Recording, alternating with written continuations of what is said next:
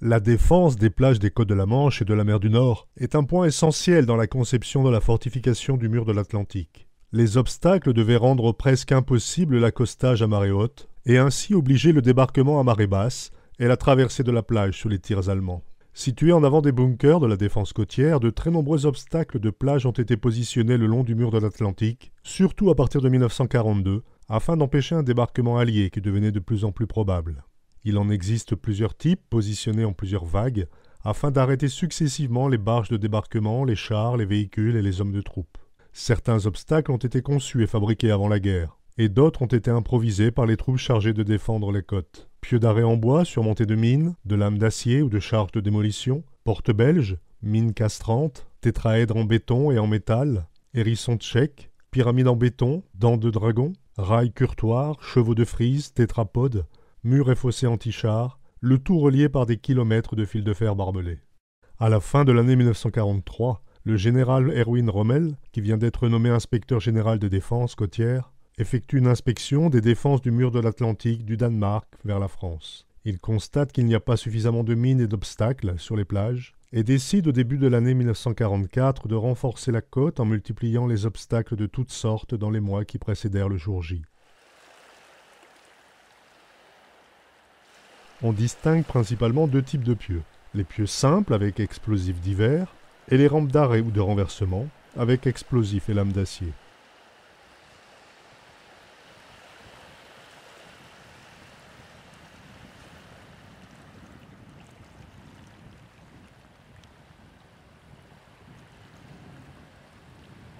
Parmi les obstacles de plage, on trouvait de très nombreux pieux simples, en bois, qui étaient enfoncés dans le sable à 1 ou 2 mètres de profondeur. Ils étaient disposés sur les plages de manière à ce qu'ils soient recouverts d'1 mètre d'eau à marée haute. Les pieux pouvaient être verticaux, légèrement inclinés. Ils pouvaient être pointus ou porter une mine anti-char, une Taylor mine 35 ou 42, un obus ou une charge explosive. Ces charges étaient maintenues par des bandes d'acier cloutées ou du simple fil de fer. Il n'est pas rare de découvrir encore de nos jours des obus non explosés dans le sable des plages, car les fils de fer qui tenaient les mines ou les obus rouillaient rapidement et les munitions se décrochaient parfois et étaient ensuite recouverts par le sable.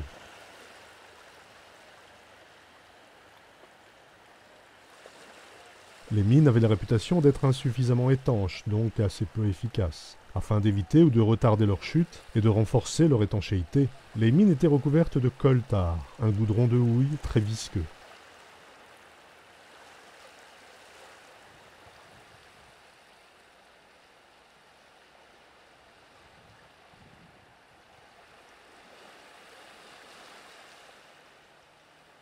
Issu des bois de nos forêts, le pieu devait faire chavirer ou exploser les barges de débarquement. Ce fut l'obstacle le plus utilisé sur nos côtes. La hauteur des pieux hors du sol variait entre 1,50 m et 3 mètres. Au départ, la mise en place des pieux était entièrement manuelle. Puis les Allemands ont utilisé une structure en bois, une sorte de portique bélier activé à la force des bras. Mais cette méthode s'est révélée trop lente et fastidieuse. Les Allemands ont alors changé de système et ont eu recours à des lances à incendie équipées d'un bec spécial qui permettait de creuser le sable humide beaucoup plus rapidement.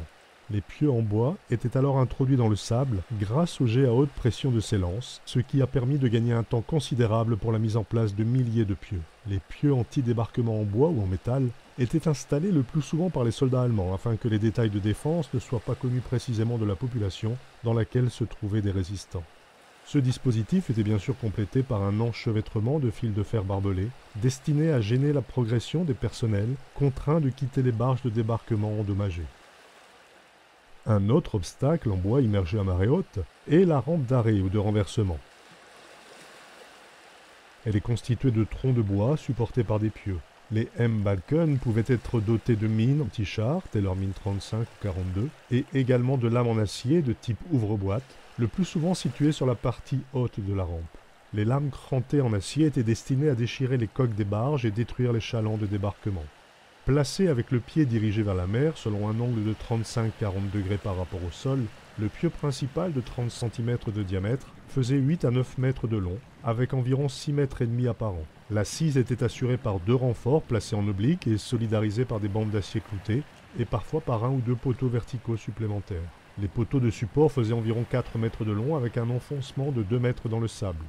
Les rampes de renversement pouvaient avoir des tailles variables. Leur but était de soulever la péniche de débarquement arrivant à grande vitesse, la renverser, lui occasionner une brèche et la faire exploser sur une mine anti-char pour ainsi entraver toute tentative d'invasion amphibie. Comme pour les pieux simples, les mines anti-char étaient souvent altérées par l'humidité et le sel marin, et elles devaient être isolées par du coltar. Certaines rampes avaient des plaques de déclenchement pour faire exploser toutes les mines après un seul contact. A noter que sur les rampes en bois, une encoche était parfois pratiquée à 70-75 cm de l'extrémité, entraînant lors de l'explosion une rupture du tronc et évitant ainsi de perdre une partie de l'effet explosif dans le sol.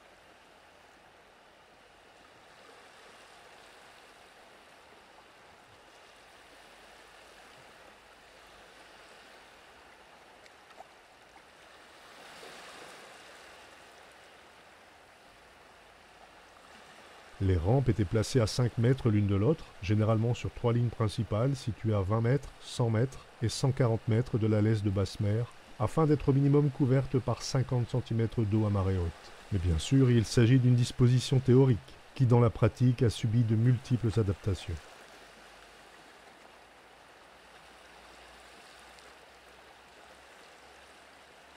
La présence de ces rampes en bois et de ces pieux d'arrêt a forcé les Alliés à décider que le débarquement ait lieu à marée basse plutôt qu'à marée haute.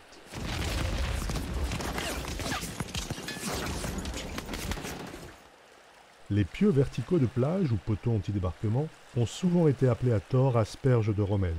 Le terme de Rommel-Spargel, asperge de Rommel, fait spécifiquement référence aux pieux de bois verticaux de grande taille utilisés pour empêcher les atterrissages d'avions et de planeurs dans les prairies en arrière des plages. Les poteaux étaient reliés entre eux par des câbles afin d'arrêter les aéroplanes, et parfois, la mise en tension de ces câbles déclenchait l'explosion de mines ou de grenades. Les poteaux en bois anti-aériens, les Luftlandehindernis du général Rommel, avaient 4 à 5 mètres de longueur, dont 1 mètre sous terre. Les asperges de Rommel ont été plantées à l'intérieur des terres, ce qui a contraint les pilotes de planeurs qui transportaient l'infanterie aéroportée à essayer de contourner ces obstacles. Lors du débarquement allié en Normandie, la protection des zones arrières de plage par ces asperges de Rommel a poussé les pilotes de planeurs à se poser soit plus loin à l'intérieur des terres, soit en prenant plus de risques, soit dans des zones marécageuses non protégées. Après la fin de la guerre, il fallut enlever toutes ces asperges pour pouvoir cultiver des légumes bien réels cette fois. Parmi les obstacles anti-chars utilisés par les troupes allemandes figurent les portes belges, qui sont, comme leur nom ne l'indique pas, d'origine française. Ces obstacles anti-chars ont été dessinés à la fin des années 1920 par le colonel Léon Edmond de Cointet de Filin, qui proposa ce prototype d'obstacle composé de barrières anti-chars et anti-intrusion. En 1933, ces obstacles sont adoptés par l'armée française et prennent l'appellation d'éléments cointés en l'honneur de leur inventeur. Les éléments cointés seront alors utilisés en obstruction de brèches, notamment dans les champs de rails de la ligne Maginot. En 1936, l'armée belge adopta l'élément cointé sur ses positions fortifiées, comme défense linéaire entre Anvers et Namur. L'élément cointé est un lourd portail d'acier de 2,50 m de haut et de 3 mètres de large. La partie avant se fixe sur un squelette de 3,28 m de long, en forme de trapèze, dont la partie arrière mesure 1,20 m. Identiques et juxtaposables, les éléments cointés offrent par leur conception une grande souplesse d'utilisation. Chaque montant extrême possède en effet des demi-charnières emboîtables dans celle de l'obstacle voisin. La solidification se fait par une broche glissée verticalement.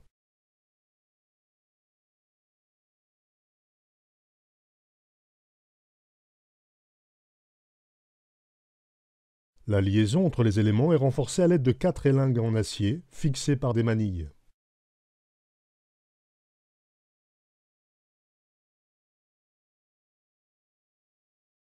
L'ensemble, dont le poids total est de 1400 kg, se compose de sous-éléments riftés en usine, puis assemblés par des boulons à proximité du lieu d'utilisation. La structure entièrement métallique comporte 4 cornières principales verticales, contreventées et raidies par une série d'écharpes sur un châssis également en cornière.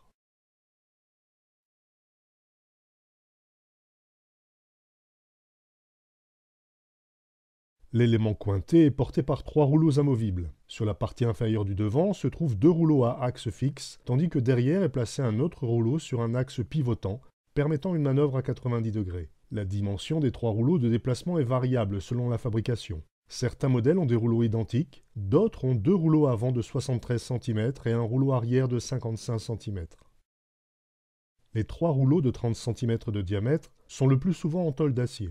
Ils ont des bords arrondis pour faciliter le glissement latéral de l'obstacle et sa mise en position définitive. Sur certaines portes belges, les rouleaux pouvaient être en ciment coulé. Les éléments cointés pouvaient être déplacés un par un, assez facilement par quelques hommes grâce à leurs rouleaux. Construits de façon rudimentaire, ces rouleaux ne permettaient que de très courts déplacements du point de montage et celui de l'utilisation. De plus longs parcours auraient nécessité des arrêts fréquents pour le refroidissement des axes.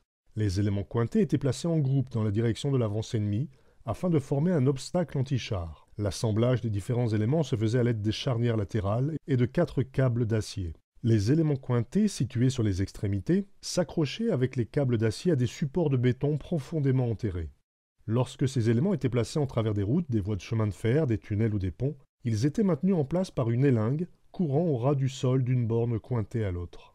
La notice française de 1934 prévoyait l'immobilisation des obstacles anti-chars par calage des rouleaux sur des coins en bois et arrimage des éléments extrêmes sur des points d'ancrage, soit naturels, comme des arbres de plus de 40 cm de diamètre, soit artificiels, sur des rails, des ancrages pigeots, des pieux béton ou des tubes en acier. Il existe 3 types de bornes d'attache. Les bornes à câble, les bornes destinées à accrocher les barrières cointées, d'où leur nom de borne C ou borne cointée, et un 3e modèle hybride qui pouvait remplir les fonctions des 2 bornes précédentes.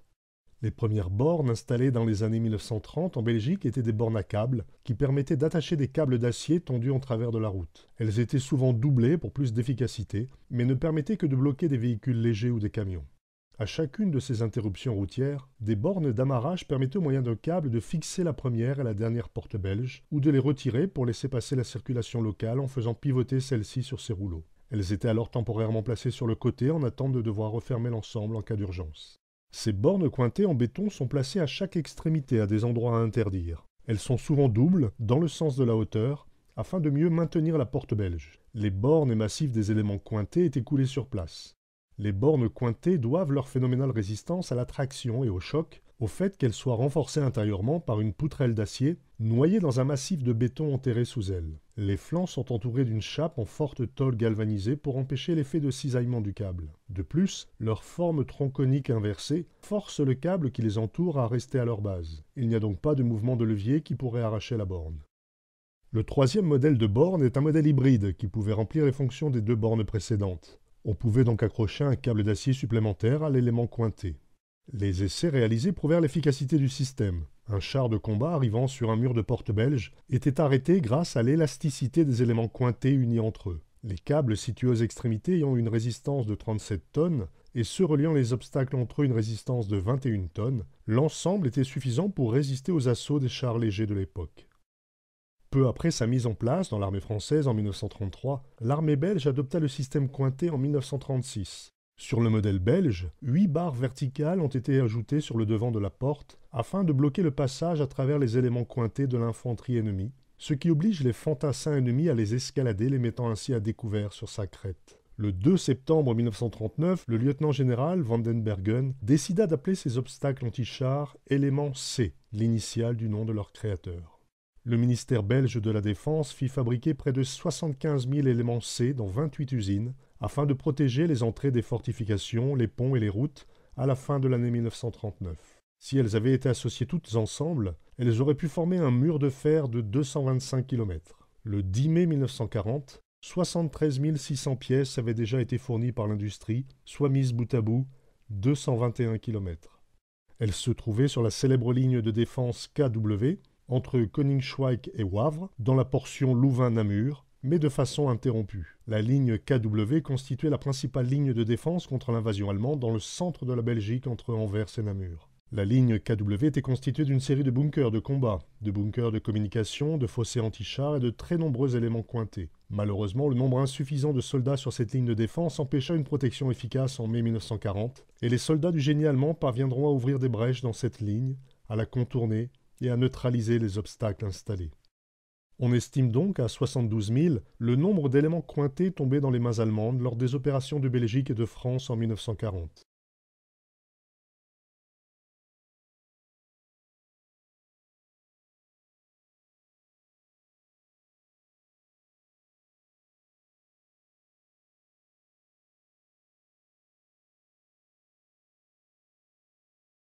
C'est en partie à cause de ce chiffre élevé qu'à partir de ce moment, les éléments cointés prennent le nom de portes belges.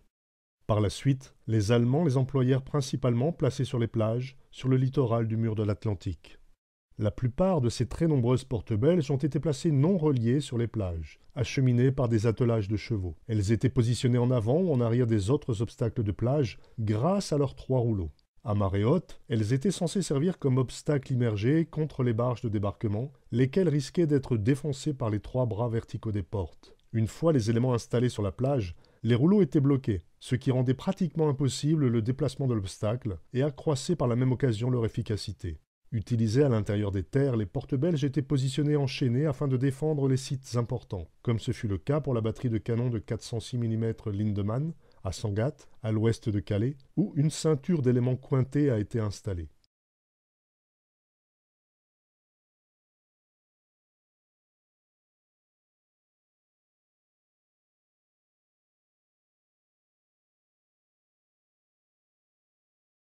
Les portes belges ont été installées en nombre important face au détroit du Pas-de-Calais, car jusqu'en juin 1944, les Allemands pensaient que le débarquement aurait lieu quelque part entre Boulogne et Calais, mais ce ne fut pas le cas. Après le débarquement allié sur les plages de Normandie, les Américains vont utiliser les nombreux obstacles de plage lors de la bataille du Bocage. C'est le sergent de la 2e division blindée, Curtis Cullin, qui est à l'origine du dispositif des Edge Cutters, les coupeurs de haies. Les soldats américains vont découper l'acier des éléments cointés disponibles en grand nombre pour en faire des taille-haies et les souder à l'avant des chars. Ce dispositif de Edge Cutter est connu aussi sous le nom de rhinocéros ou rhino.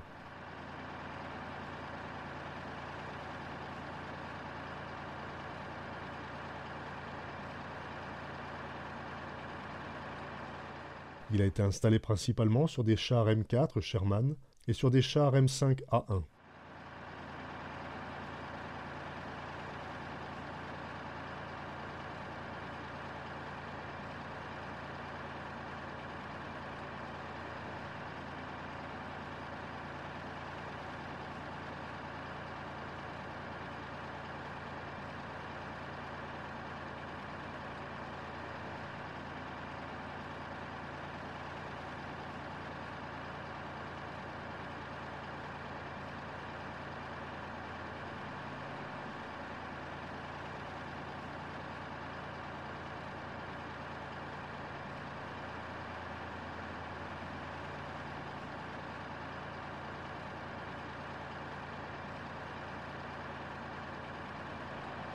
Ainsi équipé, le char pouvait éventrer d'un seul coup la levée de terre, qui constituait la base de la haie, et ainsi ne plus risquer un tir de pack allemand sur son ventre faiblement blindé en cas d'escalade de cette haie.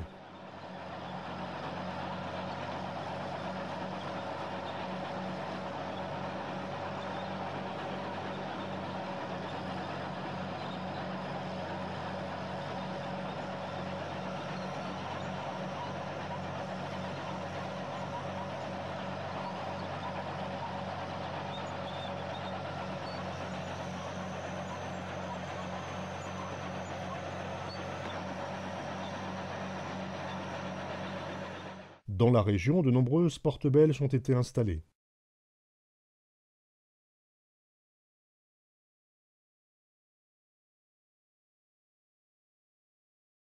Notamment à Wimereux, où elles formèrent un enchevêtrement d'obstacles en vue d'empêcher le débarquement allié, qui n'eut pas lieu ici.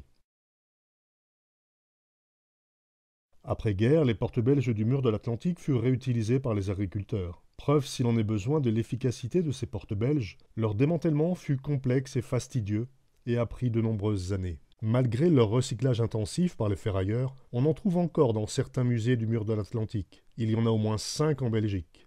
Au musée royal de l'armée et de l'histoire militaire à Bruxelles, au musée du mur de l'Atlantique à Riverside au sud d'Ostende,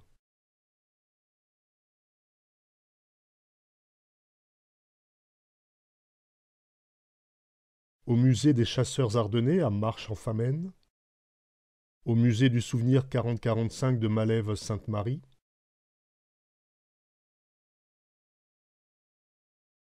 au fort de Bâtisse, dans la périphérie de Liège. On trouve également au moins 5 portes belges en France, une au musée mémorial d'Omaha Beach à Saint-Laurent-sur-Mer, une autre au centre historique des parachutistes du jour J à Saint-Côme-du-Mont. Une autre de ces portes est aussi visible au musée du mur de l'Atlantique de la batterie Todd à Audingan, près du Cap Grinet.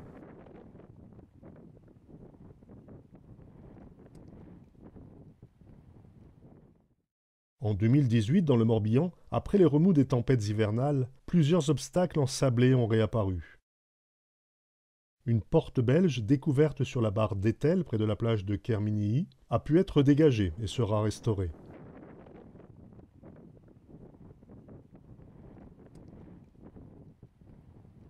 En 2020, sur la plage de Kersighenou, sur la presqu'île de Crozon, la partie avant d'un élément cointé a été dégagée. Elle a été amenée pour restauration au fort Montbarré, à Brest-Saint-Pierre. Au total, et sauf nouvelle découverte, il ne subsisterait que 10 portes belges sur les près de 75 000 qui ont été fabriquées.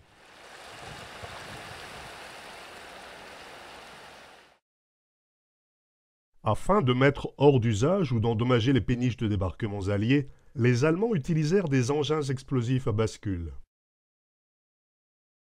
Ces obstacles de plage qui devaient entraver une invasion amphibie prirent le surnom de mines casse-noix de par leur similitude avec les casse-noix à levier.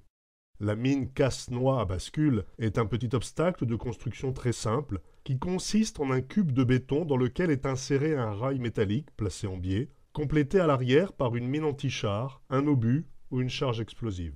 Quand l'embarcation touche et pousse le rail, celui-ci fait pression sur la mine qui alors explose. Les blocs de béton employés pour ce type de mine sont de forme variable. Lorsqu'ils sont cylindriques, ils ont un diamètre de 100 cm et une hauteur de 60 cm.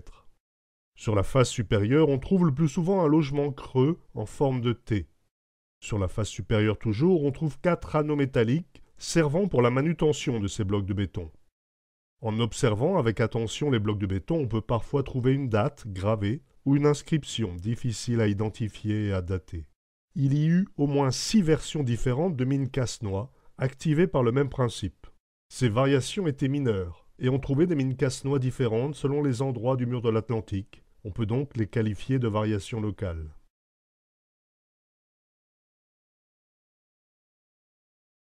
Le bloc de béton des mines casse-noix pouvait avoir des formes variables et contenir une ou plusieurs mines anti-chars.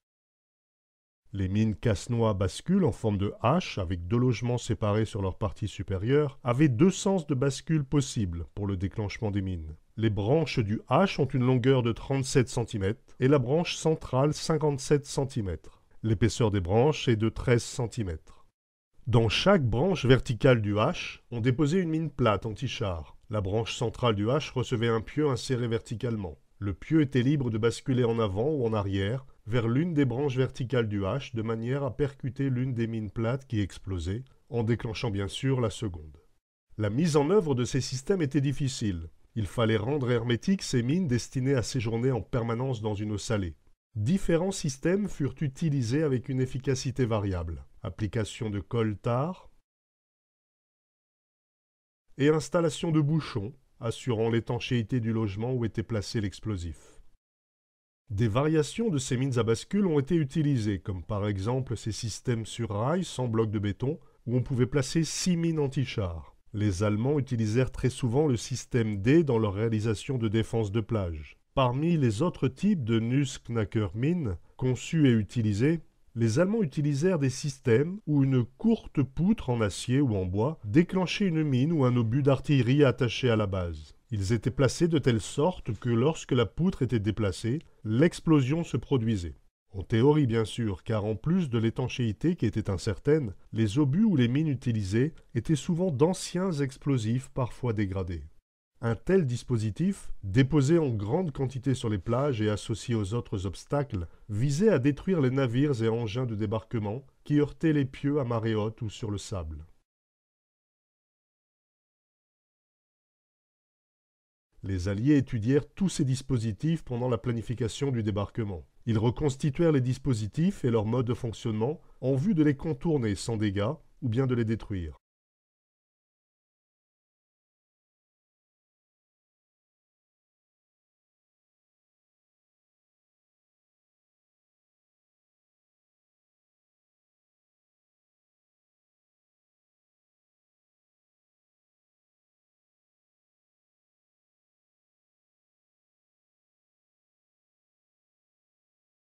L'activation des mines casse-noix à bascule se faisait avec une poutre en acier faisant office de levier. Lorsqu'un engin le heurtait, une pression était appliquée sur le détonateur de la mine faisant exploser la charge.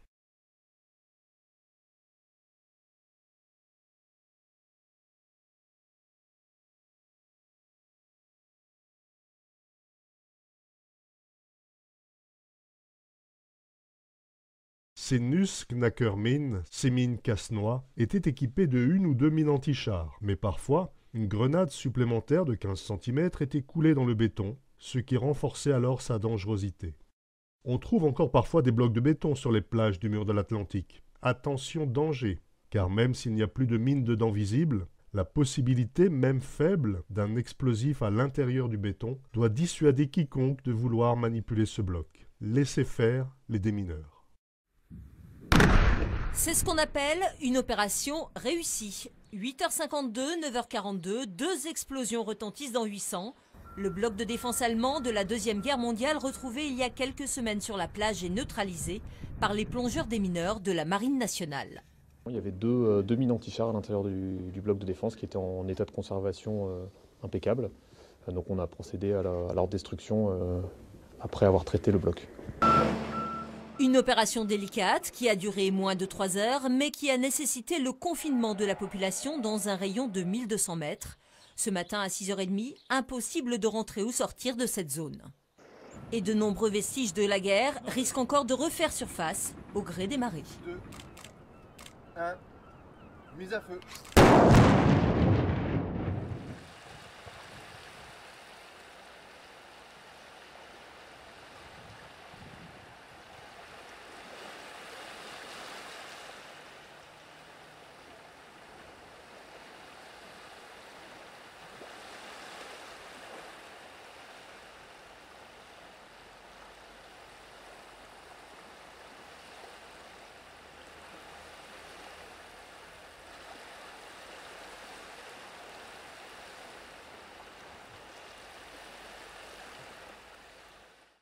Parmi les obstacles de plage, on trouve les tétraèdres, qui existent en béton et en acier, avec des tailles différentes. Ils ont été utilisés comme obstacles anti-chars et pour entraver une invasion amphibie.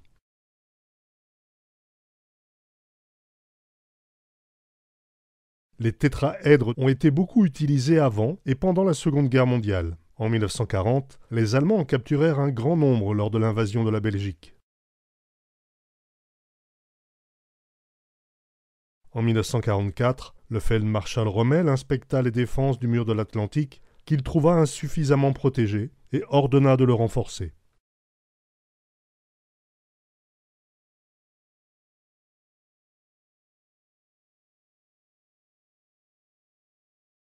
Les tétraèdres en béton étaient une barrière contre les blindés et autres véhicules. Grâce à la forme du prisme, qui a des côtés entre 1 et 2 mètres de long, il est impossible que le tétraèdre bascule si un char le percute. Utilisés pour le blocage des routes, ils étaient relativement faciles à déplacer et souvent utilisés en groupe pour fermer des passages.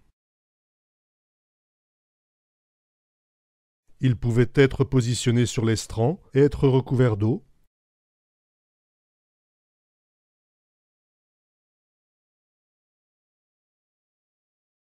Mais comme les fortes marées le long du mur de l'Atlantique déplaçaient ces obstacles de leur position d'origine ou bien les faisaient s'enfoncer dans le sable, Ils ont été plutôt positionnés en retrait de l'estran, aux abords des plages, sur le front de mer. Sur le mur de l'Atlantique, le tétraèdre en béton était souvent équipé de broches en fer, dépassant pour déchirer ou arrêter les véhicules amphibies. Certains tétraèdres avaient un sommet où l'on pouvait placer une mine anti-char. Grâce à leur forme, les tétraèdres étaient efficaces comme obstacles anti-char lorsqu'ils étaient en nombre, mais ils étaient moins dangereux que d'autres obstacles en cas d'absence de mine attachée. Les tétraèdres en béton pouvaient avoir des tailles variables selon leur date de construction et les besoins nécessaires en béton. Haut de plus de 2 mètres pour certains et d'un poids de 850 kg, cet obstacle anti-char est encore bien présent sur nos côtes.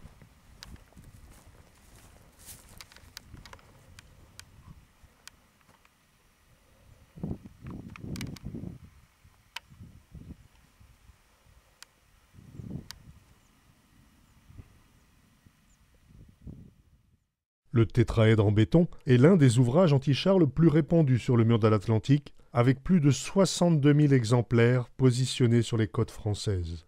Il est soit fabriqué d'un seul bloc, soit composé de 6 parties en béton identiques, assemblées directement sur la plage ou dans de petits chantiers proches du rivage. Chaque jambage de béton a une longueur de 2,20 m et une section triangulaire de 30 cm de côté, aux arêtes chanfreinées et d'un poids d'environ 150 kg. Les 2 têtes symétriques de ce jambage sont formées en facettes et comportent une gouttière d'où sortent 2 anneaux d'assemblage.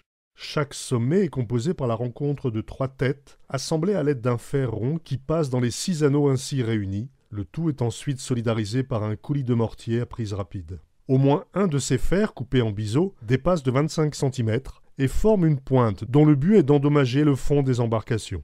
Son poids et son excellente résistance à la corrosion en font un obstacle sous-marin efficace, mais qui ne vient cependant qu'en 2e ou 3e ligne, derrière les pieux et les rampes d'arrêt. Des mines étaient parfois placées au sommet de ces tétraèdres. Les tétraèdres métalliques étaient plus petits que ceux en béton. Il y en a eu de 2 types. Les tétraèdres d'origine française ont été conçus peu avant la guerre, avec un but d'obstruction de brèche. D'une hauteur de 1,05 m pour 377 kg, ils sont constitués de 2 éléments séparables. La pyramide, proprement dite, composée de 3 parties métalliques, montées sur 3 jambes plates en acier. La liaison entre ces 2 parties se fait par blocage de 12 boulons sur les 3 platines des jambages. La pyramide est composée de 3 jambages en tube carré de 160 mm de côté et 6 mm d'épaisseur, reliés en pointe par soudure. Ils sont munis à leur partie supérieure d'orifices qui permettaient très certainement le remplissage en sable en vue d'un alourdissement. À en juger par les rares exemplaires retrouvés, les Allemands préférèrent une solution plus radicale de remplissage par du béton.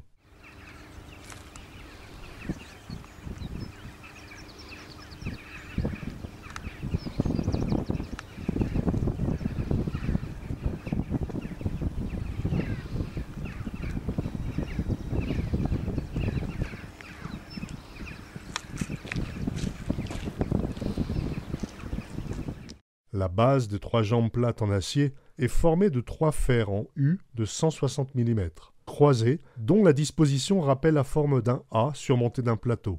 Sur ce dernier, ainsi que sur les 2 jambes, sont percés 4 trous permettant la fixation au sol par fiches de 30 mm de diamètre et 90 cm de long. La partie formant la barre horizontale du A, d'une longueur totale de 2 mètres, est munie de 2 boucles en câble d'acier permettant la liaison avec l'obstacle voisin. Le règlement français prévoyait la disposition de ces obstacles en tête-bêche, soit sur un rang, pour s'opposer aux véhicules inférieurs à 6 tonnes, ou sur 3 rangs, contre les chars de 35 tonnes maximum. C'est l'utilisation qu'en firent les Allemands, avec parfois un usage linéaire sur certains fronts de mer. Les Allemands fabriquèrent également des tétraèdres métalliques, qui ont fait le bonheur des ferrailleurs d'après-guerre. N'apparaissant qu'assez rarement sur les photos d'époque, cet obstacle, de par sa conception, se prête plutôt à une utilisation en débouché de plage, sur terrain ferme ou en obstruction de brèche. Construit avec des cornières métalliques en V, de 13 cm d'aile et 1 cm d'épaisseur, ce tétraèdre comprend 6 jambages assemblés par soudure. Les 3 parties composant la base sont percées chacun d'un trou de 4 cm de diamètre pour permettre la fixation au sol par aiguille. Il existait au moins 2 versions de ces tétraèdres métalliques. Une version de 1,40 m de haut et l'autre de 1,10 m, respectivement de 150 et 100 kg. Cette disparité de hauteur correspond à une nécessité dans la composition des barrages sur un ou plusieurs rangs, fournissant une capacité d'arrêt très sensiblement égale à celle des modèles français équivalents. Moins nombreux que les tétraèdres creux, on trouve à de rares endroits des pyramides de béton, qui sont des tétraèdres pleins, avec une cote d'arête légèrement inférieure à 2 mètres au lieu de 2,20 m, mais avec un poids qui avoisine les 2 tonnes. Ces tétraèdres pleins pouvaient être de hauteur variable, et bien ancrés dans le sol, ils étaient positionnés pour empêcher la progression des chars et des véhicules blindés. On en retrouve aux Pays-Bas, où ils sont associés aux dents de dragon. En France, ils ont été positionnés sur la partie sud du mur de l'Atlantique. Il en a été décrit sur la plage nord de La Rochelle, sur la plage sud de Soulac, et également à Antibes. Lorsqu'elles étaient sur la plage, les pyramides étaient immergées à 2 mètres de profondeur, avec une disposition sur 2 ou 3 rangées, avec un espacement de 2,50 m environ. La manutention et la mise en place s'effectuaient à l'aide d'une chèvre de levage et de palans. La pyramide est pour cela munie, à l'un de ses sommets, d'une boucle de levage, provenant souvent de piquets métalliques noyés dans le béton. Comme autre obstacle en béton, on trouve les tétrapodes. Ce sont de petits éléments en béton de 1,40 m de haut et pesant 300 kg. Les tétrapodes ont 4 faces et reposent sur 3 pieds. Ils ont été utilisés sur les abords de plage ou à l'intérieur des terres. Utilisés comme obstacle anti-char en barrage de route, ils sont alors disposés sur plusieurs lignes.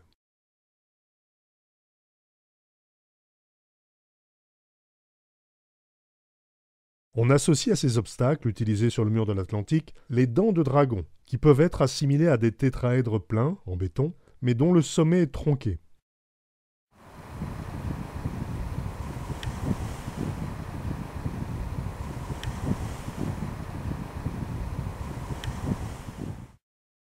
Plusieurs types de dents de dragon existent.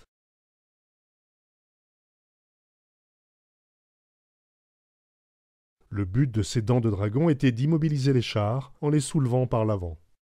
Les dents de dragon ont été positionnées aux endroits où les véhicules pouvaient avancer vers l'intérieur des terres. Les véhicules pesant jusqu'à 52 tonnes maximum pouvaient être arrêtés. Les dents de dragon étaient généralement placées par série de 4 à 8 lignes en avant des positions défensives.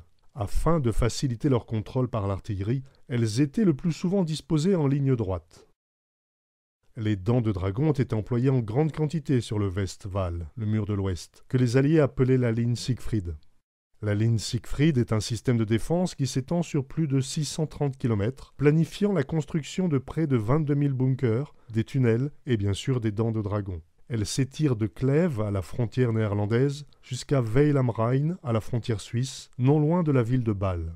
Hitler a planifié cette ligne en 1936 sur les travaux de Fritz Todt et l'a fait construire entre 1938 et 1940. Sur la ligne Siegfried, des fils de blocs de béton armé sont alors fermement reliés entre eux par une base commune.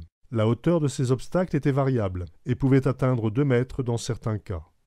En 1945, les Alliés mettront plusieurs mois pour en venir à bout.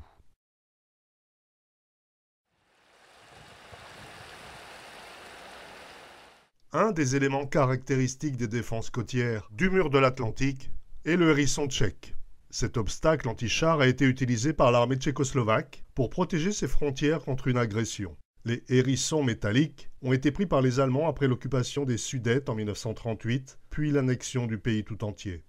Les hérissons tchèques ont été largement utilisés pour le mur de l'Atlantique. Ils étaient très efficaces pour maintenir les chars hors d'une ligne défensive et ils pouvaient continuer à remplir leurs fonctions même s'ils étaient renversés par une explosion.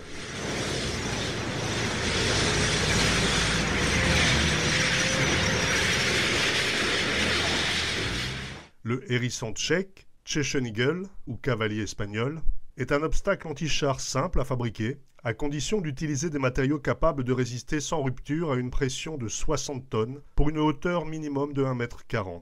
Il est issu du cheval de Frise, qui est un dispositif défensif, en bois, de lutte contre la cavalerie.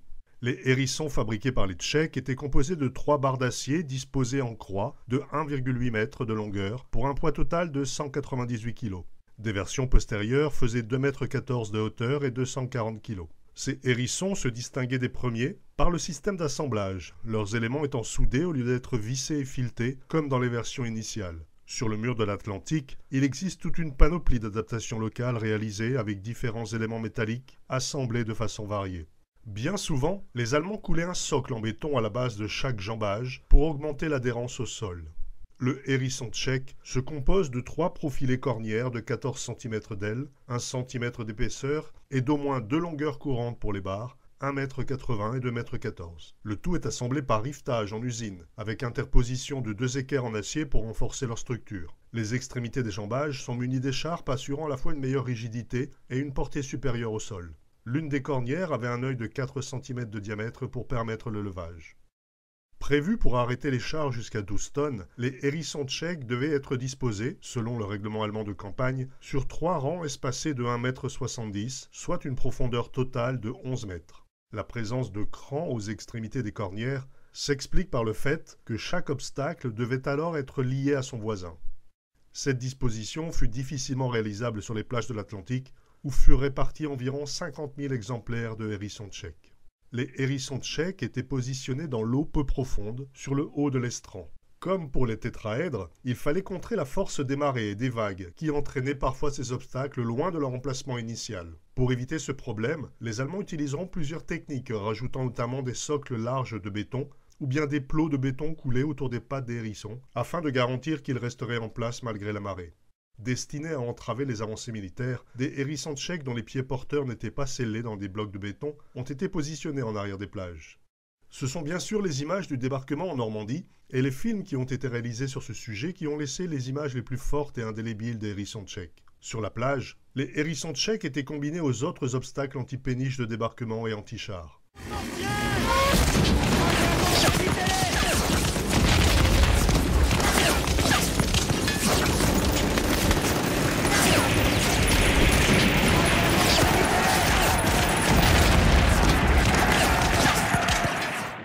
Après le débarquement en Normandie, l'acier de ces obstacles métalliques a servi sur les chars coupeurs de haies.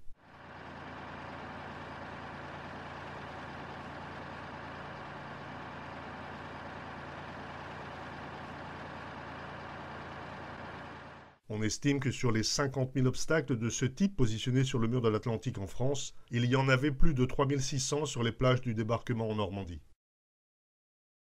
Après la guerre, les obstacles de plage sont restés plusieurs années après avoir été déminés le cas échéant. Par la suite, ils ont été enlevés, et en priorité les obstacles métalliques comme les hérissons tchèques qui ont fait le bonheur des ferrailleurs.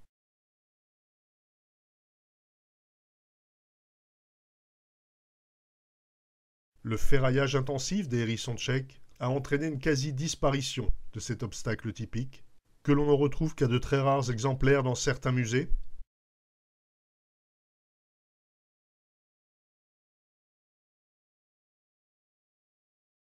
comme celui de la batterie de Todd à Odingan, et quelques rares rescapés toujours en place, comme à Ambleteuse.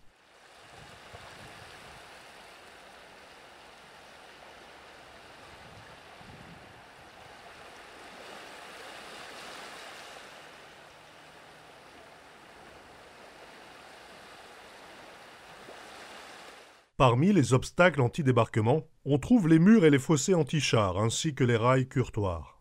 Les murs anti-chars sont les derniers obstacles auxquels seront confrontées les troupes sur les plages lors d'un débarquement. Ils sont construits à la sortie des plages pour interdire toute intrusion ennemie dans les terres. De par sa caractéristique linéaire, le mur anti-char nécessite une construction en tronçons solidarisés les uns aux autres par un système tenon-mortaise. Fabriqué en béton, le mur anti-char a une hauteur moyenne de 2,50 m à 3 m, mais celle-ci peut varier, selon les endroits, de 1,50 m à 4 m de haut. Si les hauteurs sont très variables, les profils, eux, sont en nombre assez limité. Le mur anti-char peut avoir une allure arrondie ou pyramidale, avec parfois un léger porte-à-faux.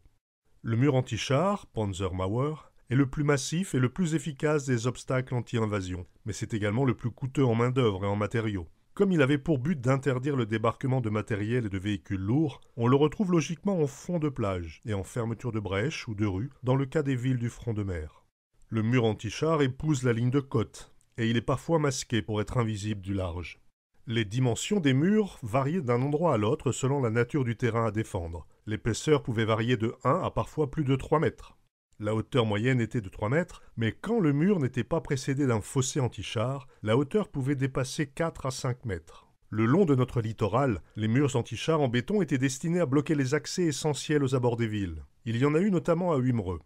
À partir de 1944, l'accès aux zones construites, depuis les plages, est fermé par des murs qui courent tout le long de la ligne côtière, devant les constructions.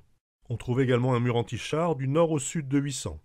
C'est l'un des mieux documentés, 800 ayant été un des sites possibles du débarquement allié aux yeux des Allemands.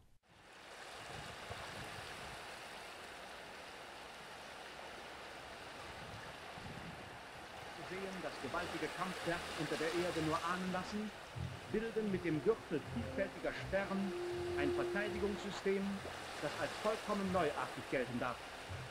Dies gilt besonders für diejenigen feindlichen Kräfte, die bei Luftlandungen im Hinterland abgesetzt werden, um die deutsche Abwehr zu zersplittern.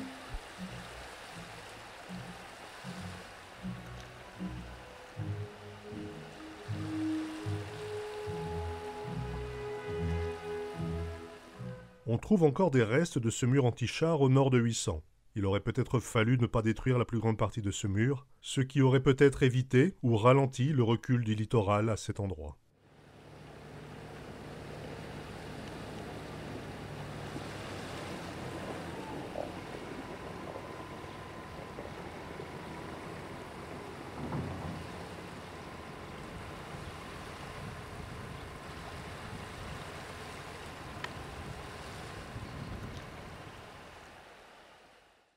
Sur la commune la plus étendue du Pas-de-Calais, à Ouaplage, on trouve les restes du mur anti-char maintenant recouvert d'une abondante végétation au niveau du Platiédois. On trouve encore également des restes de murs anti-char sur la côte atlantique, à Port-Giraud, en Loire-Atlantique, et sur la commune du Courrégan, dans le Morbihan.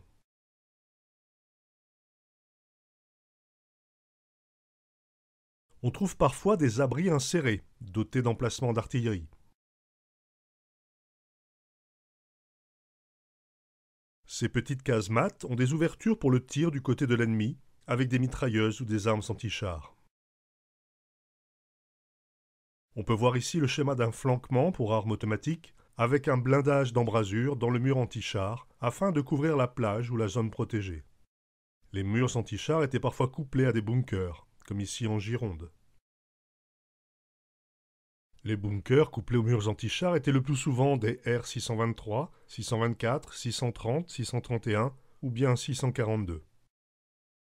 Les murs étaient interrompus par des ouvertures pour permettre le passage des soldats. Ces ouvertures étaient protégées par des poutrelles métalliques ou bien des portes belges. À de rares endroits du mur de l'Atlantique, pour fermer ces passages, des modèles de portes coulissantes en béton armé ont été utilisés. En vue du débarquement, les Alliés s'étaient préparés à ces obstacles anti-chars.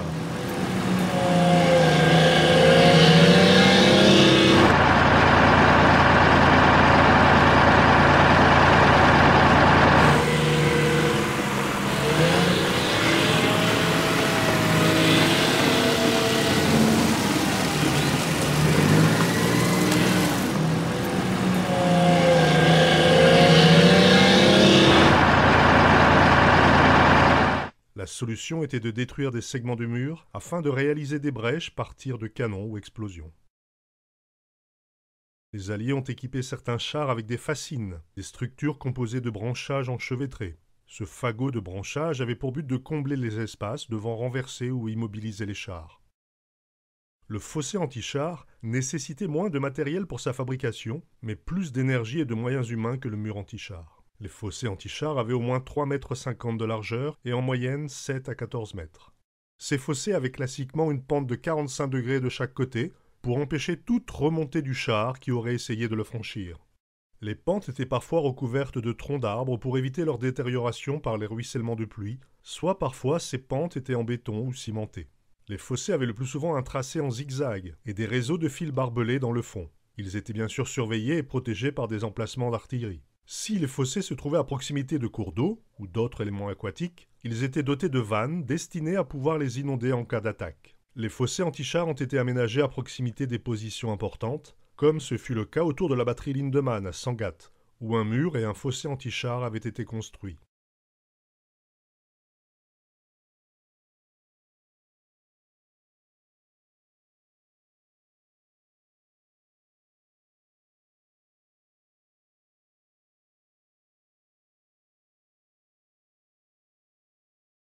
Poutres en béton ou métallique et rails de chemin de fer redressés constituent d'autres matériels qui seront utilisés comme murs anti-chars improvisés, comme on peut le voir sur ces images.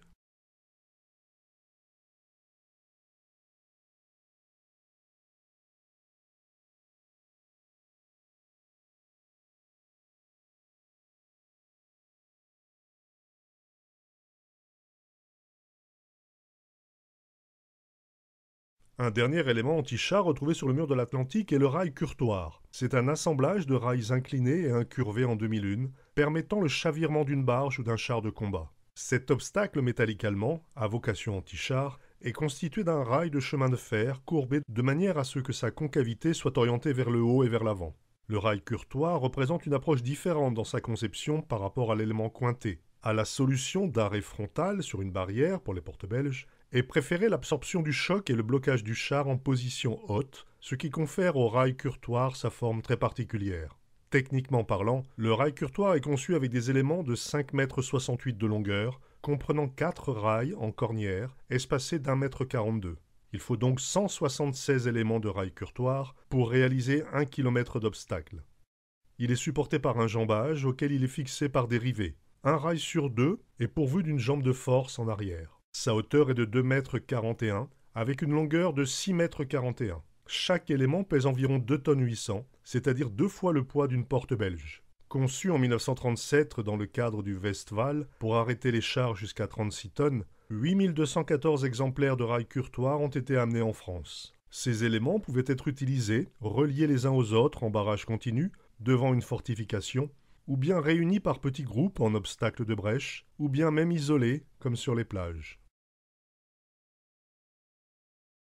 En France, on ne le trouve en utilisation linéaire de fond de plage qu'en Normandie, et notamment à Saint-Vaast-la-Hougue et à Trouville.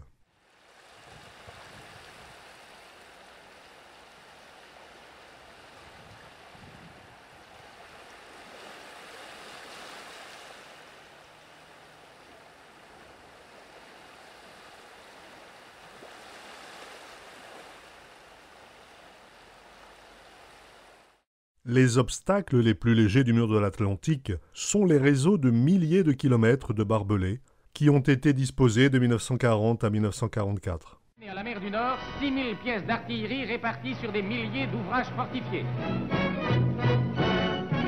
Tandis qu'au large, des millions de mines flottantes ont été mouillées, sur les plages, on voit à perte de vue les lignes de barbelés, les pièges, les défenses qui s'opposeront à l'avance des formations motorisées. Même si on a parfois l'impression d'un enchevêtrement aléatoire quand on voit ces réseaux de barbelés, leur installation répondait à des normes plus ou moins strictes. L'utilisation du barbelé dans les défenses de campagne a fait l'objet d'une réédition du manuel allemand de 1943. Les barbelés n'étaient pas tous fournis par l'intendance de l'armée allemande, mais ils provenaient également de la récupération, ce qui explique leur très grande diversité. Sur les plages, le fil de fer barbelé était tendu en ligne droite, parallèle au rivage, devant les positions défensives. La distance entre le fil de fer extérieur de la clôture et le bunker ou la position défensive ne devait pas être inférieure à 27 mètres. Dans le cas où ces clôtures barbelées étaient employées comme obstacles immergés, elles étaient installées à une profondeur variant entre la hauteur du genou et la ceinture, ce qui les transformait en obstacles pour l'infanterie. Les Allemands disposaient de deux modèles de fil de fer, le K-Rolle et le S-Rolle. Le K-Rolle est un rouleau de fil de fer d'acier d'une épaisseur de 3 mm et d'un poids de 16 kg. Une fois déroulé, il a un diamètre de 1 mètre et une longueur de 15 mètres. Le K-Rolle était destiné à s'entrelacer dans les chenilles ou bien l'axe des roues des véhicules motorisés qui passaient dessus et ainsi les immobiliser. Le S-Rolle est un K-Rolle, mais avec des épines, et pesant 22 kg. Le standard du S-Rolle comportait en moyenne 200 épines par mètre. Les différents types de fils barbelés étaient combinés entre eux afin de leur donner plus de profondeur et ainsi accentuer les difficultés de progression de l'infanterie ennemie. Assez souvent, les Allemands installaient dans les réseaux barbelés des dispositifs alertant les troupes d'une attaque. Les plus fréquents sont constitués par des grenades ou de petites charges explosives, mais l'on rencontre aussi des dispositifs improvisés, depuis les cloches sonnant lorsque le fil de fer est coupé, jusqu'au système prévoyant la mise en œuvre d'un feu éclairant, un feu de Bengale. Afin de pouvoir faire des brèches dans ces réseaux de barbelés, les Alliés ont développé la torpille M1A1. Cette torpille, bien connue, se compose de plusieurs cylindres de 1,50 m de long et de 5 cm de diamètre, chacun constitué de 3,85 kg de TNT. Employée le 6 juin 1944 par les unités du génie sur les plages et à proximité des installations défensives allemandes, la torpille M1A1 est surnommée Bangalore, du nom de la ville où ce tube a été imaginé par le capitaine McClintock. Les clôtures de fil de fer barbelés étaient composées de différents rangs de piquets distants d'1 ou 2 mètres. Chaque clôture était composée de 5 ou 6 fils de fer fixés sur des piquets en bois ou en fer. Le plus courant des piquets métalliques est formé à partir d'un fer rond de 15 mm de diamètre, roulé en tire-bouchon à l'une de ses extrémités, en pointe à l'autre, et il comporte 2 à 4 boucles. Ce piquet, surnommé queue de cochon, se fixe par vissage dans le sol, et les boucles, incomplètement fermées, permettent le passage du fil barbelé au fur et à mesure du déroulement. Les longueurs des piquets sont de 2,05 m pour les piquets à 4 boucles, 1,77 m pour ceux à 3 boucles, et 1,49 m pour ceux à 2 boucles. À noter qu'il existait une variante de piquet à boucles, le piquet étant monté sur un croisillon qui permettait le scellement dans le sol. L'autre support métallique, généralement utilisé pour installer les barbelés, se composait d'un fer en T avec une pointe très échancrée et 2 éclisses papillons pour la fixation du fil.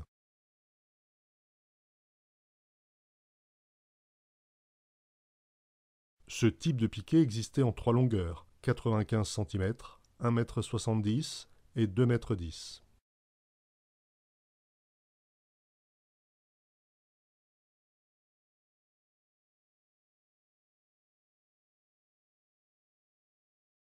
Au pied de ce support, les ailes du T sont séparées et rivetées sur une plaque en base, carrée de 30 cm de côté. Une fois enterré, ce piquet métallique opposait une excellente résistance à l'arrachement.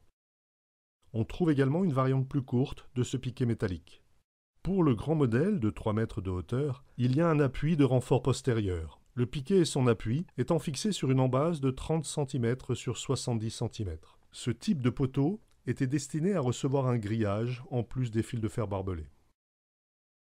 Parmi les autres exemples d'utilisation de fils barbelés par les Allemands en France, Belgique et en Hollande, on trouve le cheval de frise.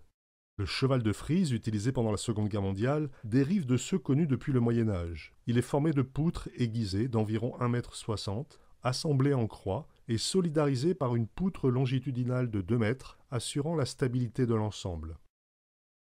L'armature en forme de X est confectionnée habituellement avec du bois, mais des variantes en métal existent.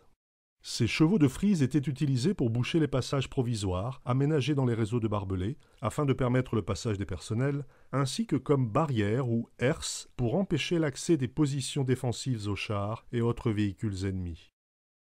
Tous ces obstacles n'empêchèrent heureusement pas la réussite du débarquement allié, mais ils causèrent de très nombreuses pertes humaines.